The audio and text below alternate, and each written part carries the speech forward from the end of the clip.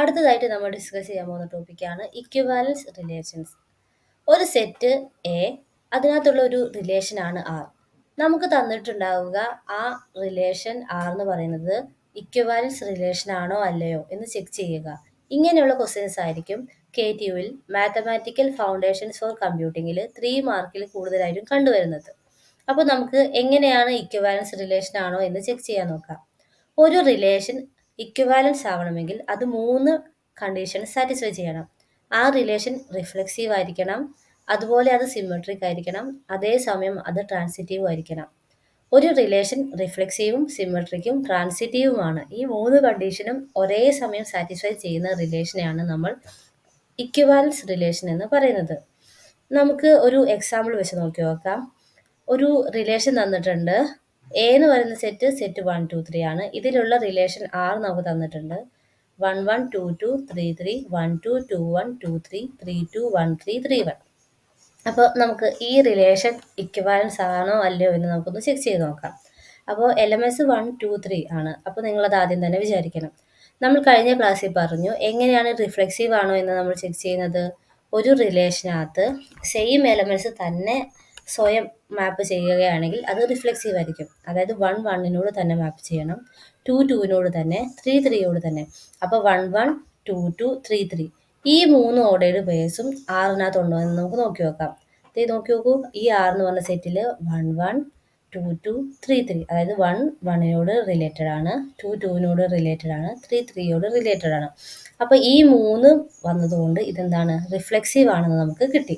അപ്പോൾ ഈ കണ്ടീഷൻ എന്ത് ചെയ്തു, റിഫ്ലെക്സീവ് ആണെന്നുള്ള കണ്ടീഷൻ ഇത് സാറ്റിസ്ഫൈ ചെയ്തു. അടുത്ത നമ്മൾ നോക്കാൻ പോവുകയാണ് ഇത് സിമെട്രിക് ആണോ എന്ന്. സിമെട്രിക്കിൻ്റെ കണ്ടീഷൻ എന്താണ്, എ ബിയോട് റിലേറ്റഡ് ആണെങ്കിൽ ബി എയോടും റിലേറ്റഡ് ആയിരിക്കണം. അതായത് ഇപ്പോൾ 1 2നോട് റിലേറ്റഡ് ആണെങ്കിൽ അതിന് തിരിച്ച് ഓർഡർ 2 1ഉം റിലേറ്റഡ് ആയിരിക്കണം. നോക്കിയോ, ഇവിടെ 1 2ഓട് റിലേറ്റഡ് ആണ് ഇവർ എടുത്തിട്ടുണ്ട്. അങ്ങനെയാണെങ്കിൽ എന്ത് വരണം, 2 1ഉം ഈ സെറ്റിൽ വരണം.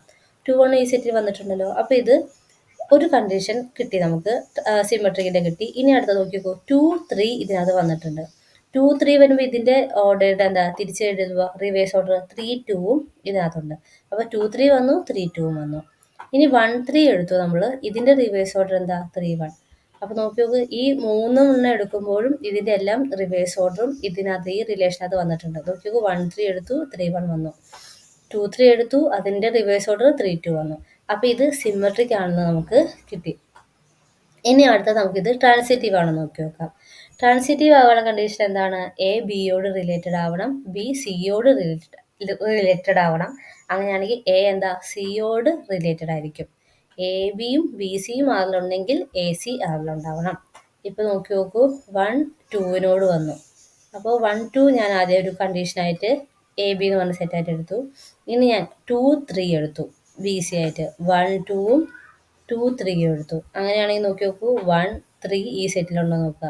1 3 ഇവിടെ ഉണ്ട്. അപ്പോൾ ഇത് ട്രാൻസിറ്റീവ് ആണ്.